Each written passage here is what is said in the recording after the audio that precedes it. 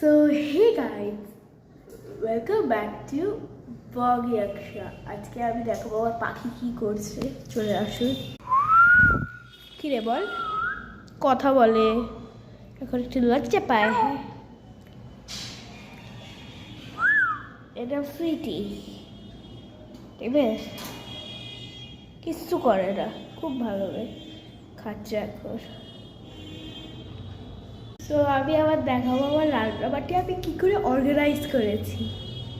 এই দেখুন, আমি এইভাবে অর্গানাইজ করেছি। এই দেখুন, এখানে থালা আছে, বাটি আছে, হাঁড়ি আছে,